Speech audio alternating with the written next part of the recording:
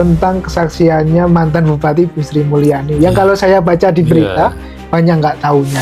Dia tahu ini tapi dia nggak tahu isinya, bodoh banget. Kalau saya lihat ini sebenarnya itu kan mulainya dari perjanjian sewa. Pertanyaannya, kalau kita mendengar pidatonya Sri Mulyani, dia cukup bangga dengan hadirnya adanya Plaza ini. Bagaimana si Ferry bukan pejabat dituduh korupsi? Nah, kita ini pernah apa kok masuk ke korupsi? Sependek yang Makanya saya bilang kriminalisasi. Semua pebisnis yang bukan pejabat bisa dituduh korupsi kalau begitu. Ini pihak-pihak yang sudah ditetapkan sebagai terdakwa kemudian diperiksa, ini apakah sudah mencukupi? Maksudnya apakah sudah klop antara peristiwa dan pihak yang diminta bertanggung jawab? Pemirsa narasinews.id, kali ini kita kedatangan tamu yang spesial, pengacara senior yang mungkin sekarang yang paling senior di Indonesia, yaitu Bapak Oce Kaligis, yang merupakan pengacara atau penasihat hukum dari salah satu terdakwa kasus dugaan korupsi pengelolaan Plaza Klaten, yaitu Direktur Utama PT MMS, Pak Cap Ferry Sanjaya. Selamat malam Pak Oce Kaligis. Selamat malam. Baik, kita ini sebenarnya sebagai warga Klaten itu sangat menyoroti kasus yang Bapak kawal saat ini. Mungkin Bapak bisa menjelaskan duduk perkaranya itu sebenarnya seperti apa, Pak? Silakan. Saya kira semua warga Klaten tahu adanya lahirnya satu Plaza Klaten, tempat berkumpulnya atau penduduk Klaten di hari-hari libur. Saya sendiri pernah ke sana dan cukup ramai saya lihat Plaza Klaten. Iya. Sebelumnya mungkin mereka harus ke Solo, tapi sekarang mereka mempunyai tempat sendiri.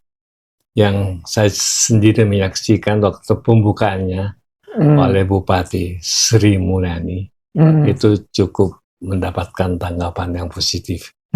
Bahwa ada investor katakanlah dari luar Klaten yang mau berpartisipasi membangun Plaza Klaten yang tadinya tidak menarik tenan dan setelah diperindah menjadi penuh. Jadi kalau saya lihat ini sebenarnya ini kan mulainya dari perjanjian sewa. Pertanyaannya, kenapa sampai Pak Ferry Sanjaya bisa berada di sana? Kita mulai waktu pandemi. Itu kan nggak ada orang yang mau masuk sebenarnya. Tapi karena kedekatannya dengan Toko Matahari dan pengalamannya yang luas di dalam membangun plaza, maka dia berusaha untuk artinya menceburkan diri atau melibatkan diri untuk membangun plaza ini. Dan memang hasilnya bagus ya, karena setelah adanya katakanlah 21 ya, dan memperindah bangunan-bangunan yang lain sehingga layak sebagai katakanlah satu plaza. Maka atas desakan katakanlah Bupati pada waktu itu di tanggal 31 2024 diresmikanlah, di mana kalau kita mendengar pidatonya Sri Mulyani, dia cukup bangga dengan hadirnya adanya plaza ini. Bahkan pada waktu itu mendampingi beliau adalah katakanlah Ferry Sanjaya, dan semua orang tahu pada waktu itu. Makanya tiba-tiba kalau ini tentu kan rakyat Klaten mempertanyakan ada apa? Kok tiba-tiba kok terlibat, ada kejaksaan terlibat, apa segala macam terlibat. Nah mulailah bagi saya ini kriminalisasi. Apa maksudnya kriminalisasi? Perkara yang bukan artinya mau melibatkan orang menjadi tersangka, gara-gara satu rekayasa mengenai katakanlah adanya appraisal yang mengkaji ulang berapa harga sewa itu sebenarnya selayaknya, maka dikatakanlah potensi kerugian negara kalau memakai A, ini kerugian negara sekian. Nah, kalau potensi setiap katakanlah perjanjian dagang, perjanjian bisnis bisa diroboh oleh orang luar yang bukan pihak, itu di mana kepastian hukum, di mana jaminan hukum, di mana legal protection kalau begitu. Makanya saya bilang, mudah-mudahan ya saya bilang, toh hakim yang memeriksa ini terbuka matanya bahwa ada pengusaha yang coba membantu bangkitnya ya katakanlah perekonomian Klaten dipenjarakan, misalkan contoh. Jadi memang sudah di pengadilan kan mulainya kan dari perjanjian sewa. pertanyaan selanjutnya, pada waktu katakanlah Jajang Prihono sebagai Sekda Klaten menandatangani perjanjian sewa ini, pertanyaan apakah Bupati nggak tahu? Padahal di sini dia bertindak sama Bupati. Dan ada perjanjian pendahuluan, laporan-laporan yang ditandatangani oleh Bupati dengan kata-kata coba diselesaikan secara cepat. Artinya sudah ada restu untuk... Udah pasti restunya ada. Bahkan ini dibikin konsep ini, perjanjian katakanlah sewa ini, dibikin oleh mereka dengan pertimbangan-pertimbangan 10 pertimbangan hukum, termasuk pertimbangan pengadaan barang dan jasa. Nah, justru dipermasalahkan oleh katakanlah jaksa untuk memajukan Ferry ke pengadilan. Kenapa pertama pengelolaan dilakukan oleh dia? Padahal enggak. Kalau menurut perjanjian sewa, dia baru melakukan pengelolaan tanggal 11 Januari 2023. Nah, sebelumnya siapa yang kelola? Pemda sendiri. Bisa diminta bukti-bukti invoice on invoice yang diberikan kepada tenan-tenan dan uangnya masuk kepada Pemda. Dan selama ini Pemda nggak pernah mengeluh kok, nggak pernah kasih peringatan kepada katakanlah kepada Ferry. Kenapa kau mau membayar retribusi artinya tidak mencukupi? Bagaimana ini caranya? Ini sama sekali nggak ada kok. Bahkan sampai di tanah perjanjian sewa itu jalannya lancar-lancar aja, kan nggak pernah ada keluhan. Nah, kemudian mungkin ada, saya nggak tahu modusnya apa ya. Barangkali melalui perkara ini si Bupati Klaten mau ambil alih kembali haknya dari kemungkinan. Kenapa saya bilang demikian? Karena lapangan parkir sendiri kan itu kan haknya dari Ferry. Tiba-tiba diambil secara sepihak sehingga ada gugatan perdata sekarang di Klaten, Pengadilan Negeri Klaten. Nah, sementara gugatan perdata itu mengenai parkir 3 kali pejabat Pemda menulis surat kepada saya untuk menyelesaikan perjanjian sewa ini. Perjanjian yang untuk pengelolaan Platos. Perjanjian sewa ini untuk yang antara Bupati Klaten dan Ferry. Untuk mulai tanggal 11 Januari 2023 dikelola oleh Ferry. Nah, saya jawab, Anda hati-hati, ini kan merupakan bagian bukti yang dimajukan oleh kejaksaan, masih lagi berjalan. Apa maksudnya? Masa kalau saya tanda tangan, kita dua masuk penjara, kita menggelapkan bukti yang dimajukan oleh jaksa dalam perkara korupsi belum selesai kok, udah 3 kali terus surat. Oh, bersurat untuk membatalkan. Dia mau batalkan. Bagaimana mungkin dibatalkan ini? Udah dipakai sebagai bukti oleh jaksa. Justru di sini saya mau membuktikan bahwa yang kelola itu kan sampai 2022 akhir sampai 11 Januari adalah Bupati Klaten. Jelas kok. Silakan kita minta invoice yang bayar kepada dia. Dan selama itu nggak pernah ada keluhan, kecuali dia pernah kasih somasi kepada klien saya. Retribusi yang you bayar itu kurang. Tapi bagaimana dengan 40 tenan lainnya? Kan tenan lainnya kan lancar-lancar aja. Tenan lainnya juga nggak pernah mengeluh kenapa dia mesti bayar kepada katakanlah Bupati Klaten.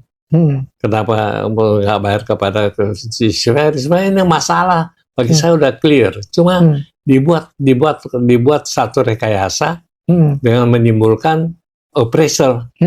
Nah, kalau misalkan harga appraisal nggak menguntungkan secara bisnis, apakah kita bahkan pada waktu itu kalau appraisal yang dipakai si Ferry udah mau mengundurkan diri. Akhirnya kan ditandatangani, jangan mengundurkan diri dong. Karena kalau mengundurkan diri kan sia-sia itu gedung kan, nggak ada yang mau. Jangan lupa si MMS ini punya network untuk menarik tenan-tenan itu dan itu menguntungkan. Makanya saya pikir di mana ruginya si katakanlah, bayangkan ya, dari modal dengkul, kemudian BOT, kemudian banyak yang mau sewa, pemasukan loh, ya. Makanya saya berani katakan, waktu ini masih kelihatan kumuh, ya. Pemasukan dari Klaten cuma 600 juta kok, 600 juta per tahun.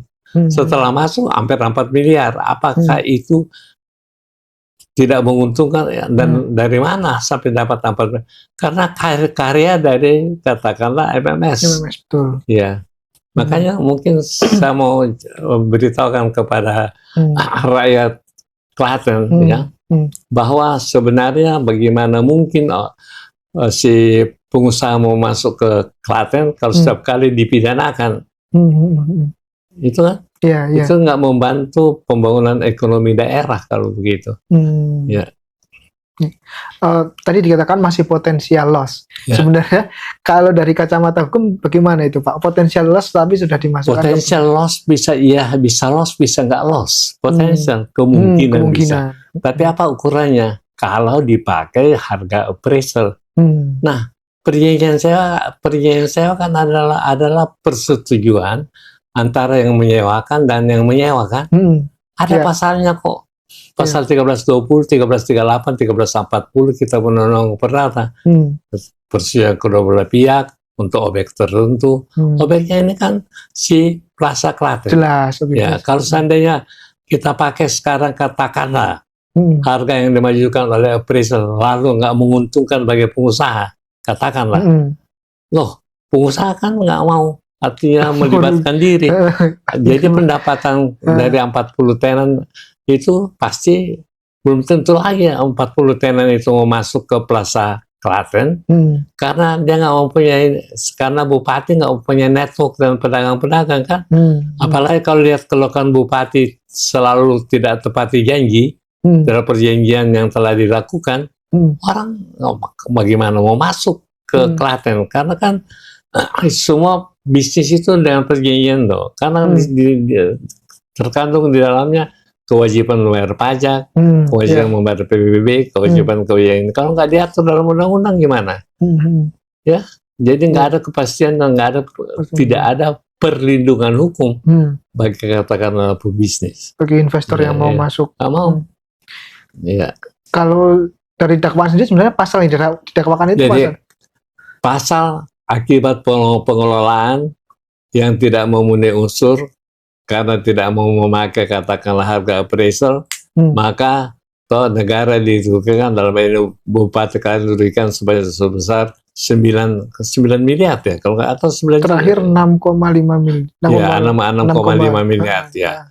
Dan itu disita, padahal itu uangnya dari Ferry sendiri. Ya, itu pun rekayasa. Setelah di penjara saya nggak ada disuruh tanda tangan isi. Itu kan sita masih uang negara, ini uang sendiri kok disita. Itu permainan itu ya. Tapi yang digunakan pasal 2 dan 3. Pasal 2 dan 3, kalau 3 sih udah pasti kita menang. Kenapa? Karena potensial itu sudah menggunakan putusan MK tahun 2014 mengkali nomor 25 ya, bahwa potensial itu nggak boleh. Dan penyalahgunaan wewenang kan pejabat. Ini kan ya, makanya ini swasta. Gimana bisa kena pasal 3? Pejabat yang karena kewenangan yang melekat pada dirinya mau melakukan tindakan melawan hukum, menguntungkan diri sendiri, orang lain atau badan. Bagaimana si Ferry bukan pejabat dituduh korupsi? Itu aneh loh ini. Baru kali ini. Jadi kalau begitu semua pejabat, semua orang, semua pebisnis yang bukan pejabat bisa dituduh korupsi kalau begitu. Ya, padahal kan lahirnya undang-undang korupsi untuk membuat satu clean government, government loh, bukan clean businessman. Iya, betul. Ya, logikanya aja sudah nggak jalan. Kalau yang pasal 2 gimana? Ya, pasal 2 memang secara, nah waktu ini dibikin, ada kerugian negara nggak? Kalau nggak ada, nggak tekan dong. Belum ada otomatis. Ya, ini kan yang perdata. Dan kemudian dia punya laporan tahunan ya, 2022, 2003, 2004 kan. Ini kan misalkan sekarang 2000 berapa? 2023. Toh wajar tanpa WTP ya, WTP. Ya, di mana kerugian negara? Kalau nggak kan sudah pasti dia punya nggak WTP karena negara dirugikan.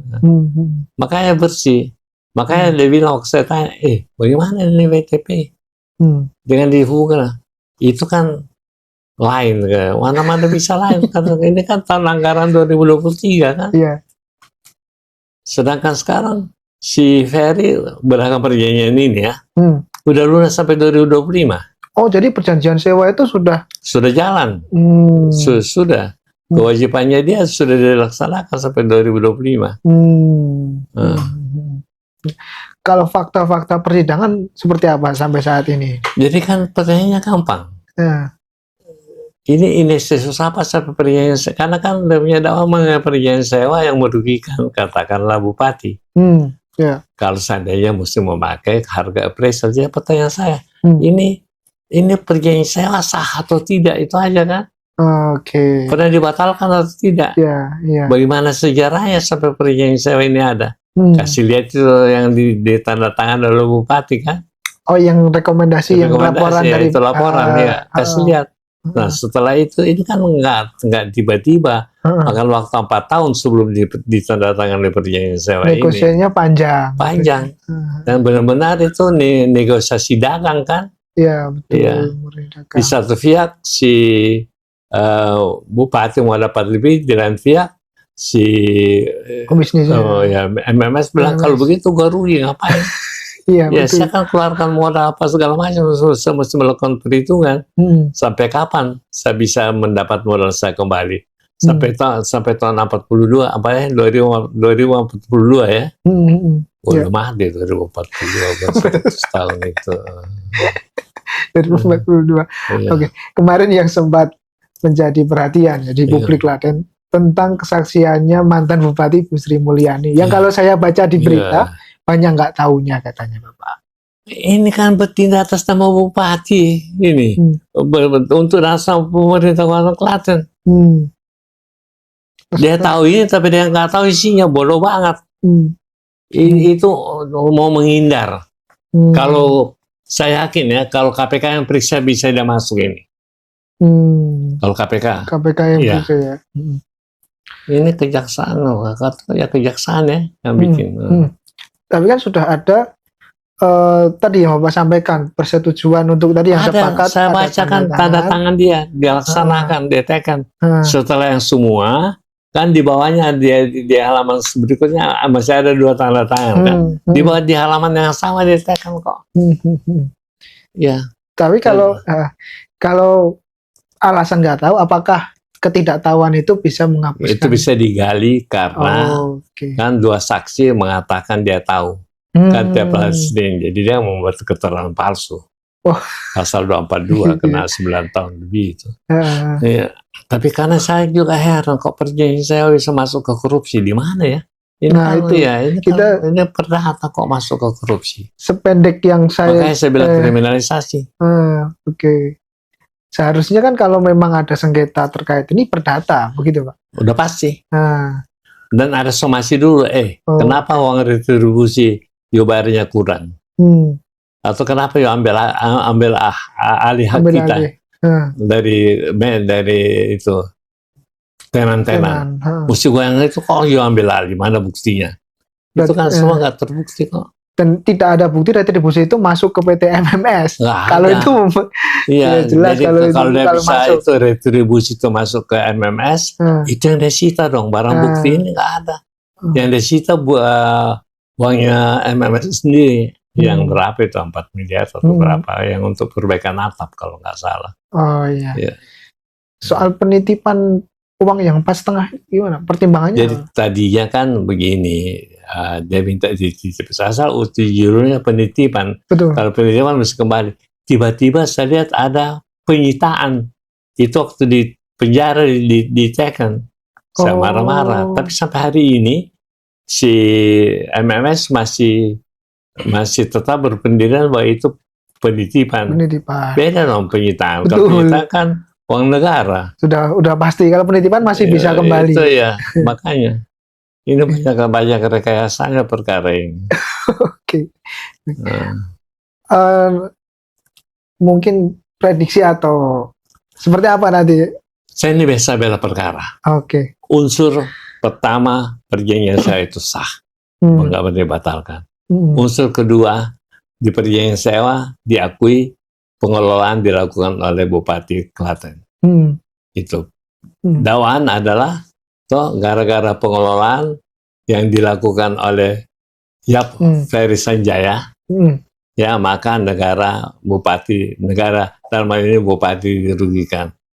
Padahal semua saksi mengatakan, Hmm. toh bukan dia yang kelola.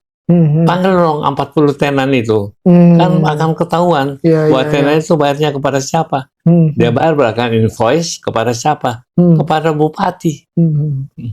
Iya, iya, oke. Soal kerugian negara tadi, dua awal potensial. Ini dari pihak penasihat hukum ada pembanding nggak, perhitungan pembanding? Gitu. Begini, kita ambil aja putusan Mahkamah Konstitusi nomor 25 Oke. 2014. Hmm. Kenapa sampai Mahkamah Konstitusi mengatakan dalam menghitung kerugian negara nggak bisa pakai potensial? Karena potensial kan obskur, itu bahasa hukumnya, tidak jelas. Tidak. Ya, dan belum final kan, itu aja. Jadi orang nggak bisa dihukum berdasarkan sesuatu yang tidak pasti. Oke. Di mana perhitungan hukum kalau begitu? Ya. Oke. Mungkin saya ingin menyinggung tadi yang menarik sekali ketika kesaksiannya mantan Bupati Bu Sri Mulyani dengan ketika tawa, tapi dia nggak sangkal waktu pembukaan tanggal 31 Desember kita kasih lihat kan buktinya dia pidato. Apa dia pidato untuk apa? Untuk perizinan sewa yang kenapa dia undang katakanlah si Ferry Serjaya. Kenapa dia undang? Karena dia kan pihak di dalam perizinan sewa. Dia kan dia pihak. Oke. Ya. Ini bupati atas nama Bupati Klaten. Bagaimana dia mau sangkal ini? Kalau KPK pasti dia terjaring. Kalau di jaksa masih bisa bohong-bohong. Mudah-mudahan jaksa nggak masuk angin sampai dia nggak dijadikan tersangka. Yang dijadikan tersangka kasihan. Dia punya ini sekda. Iya. Tapi kalau dari peristiwa hukum yang terjadi, ini pihak-pihak yang sudah ditetapkan sebagai terdakwa kemudian diperiksa, ini apakah sudah mencukupi? Maksudnya apakah sudah klop antara peristiwa dan pihak yang diminta pertanggungjawaban? Makanya saya bilang ini perdata yang dipidanakan, jadi nggak ada yang klop. Iya. Iya. Ini kan saya pegang ini bukan ini konsep mereka yang bikin loh. Oh, draftnya dan sebagainya itu dari. Ya, bagaimana mungkin sekarang Ferry tahu Undang-Undang Nomor 13 tahun 1950, Undang-Undang Nomor 23 tahun 2014. Undang-Undang Nomor 30 tahun 2014, bagaimana mungkin Ferry tahu ini semua? Mengenai Undang-Undang Pengelolaan Barang dan Jasa. Semua itu sudah di-cover di sini loh. Gak mungkin Ferry bikin, dia kan pekerjaan dagang. Dia cuma lihat harga saya, oke, gua nggak rugi. Udah dia. Perhitungannya untung rugi. Rugi. Ya, mana ada pebisnis mau rugi? Iya, betul. Iya kan? Iya. Kalau saya baca di berita, Bapak kayaknya juga melaporkan ke KPK itu. Saya laporin. Habis keyakinan saya begitu. Ya, kan kalau perdata dipidanakan, tentu pertanyaannya siapa yang terlibat dalam perdata ini? Otomatis dua pihak. Ya, dua pihak. Kemudian dari bupati siapa yang terlibat? Tentu yang memberikan selalu laporan mengenai perkembangan hubungan pembicaraan sewa antara kelompok bupati dengan Ferry. Kan ya. Kalau nggak mau laporin apa coba? Coba lihat aja isi laporannya kan.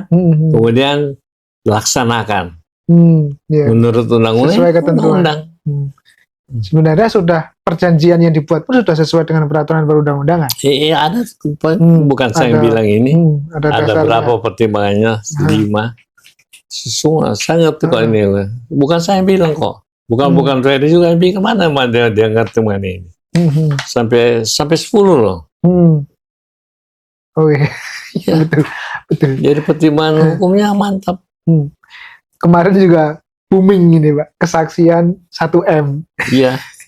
1M ya kan. Iya betul. Ke Bali. Itu kepada suaminya bupati yang udah suaminya bupati ya. Iya, betul. Udah meninggal ya? Belum masih. Iya, dia kembalikan. Katanya untuk ngurus di kejaksaan.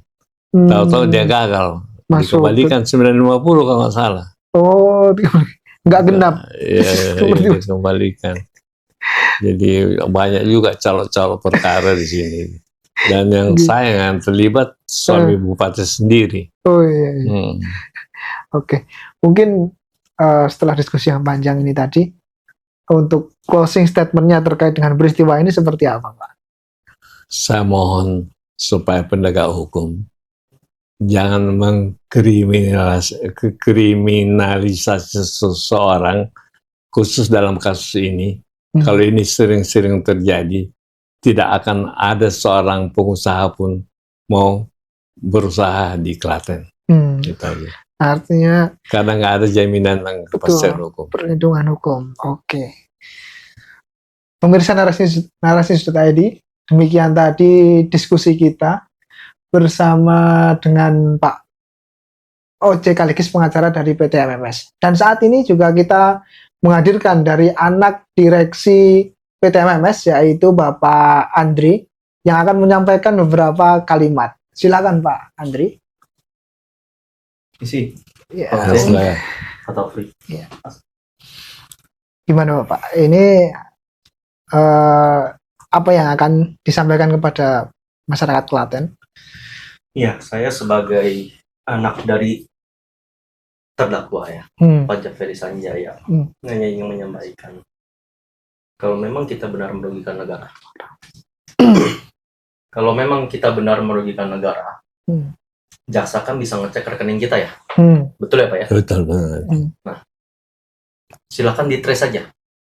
Apakah ada aliran dana dari negara 1 rupiah pun ke rekening kita? Itu nggak ada Mas. Dan kalau dibilang kita merugikan negara, dulu Plaza Klaten itu seperti ini bentuknya. Ya, mungkin nanti bisa ditunjukkan di slide. Tenanya itu 80% udah nggak ada. Kondisinya ancur-ancuran Mas. Kalau kita nggak masuk, itu jadi menguntungkan negara atau merugikan negara? Itu pertanyaan saya. Iya. Terus, sebelum kita masuk, pendapatan yang diterima dari plaza itu untuk daerah Klaten, seperti yang tadi Pak Oce bilang, itu seingat saya hanya 600 juta per tahun. Setelah kita masuk, itu naik lebih dari 6 kali lipatnya. Dan akan terus naik. Karena tenan-tenannya kan berkontribusi juga di pajak lapangan kerja dan sebagainya. Jadi sekali lagi saya hanya ingin mengingatkan, kita tidak pernah merugikan negara. Kita malah menguntungkan negara. Dari saya itu aja. Oke. Baik, itu tadi closing statement dari anak direktur PT MMS. Sampai jumpa di podcast selanjutnya.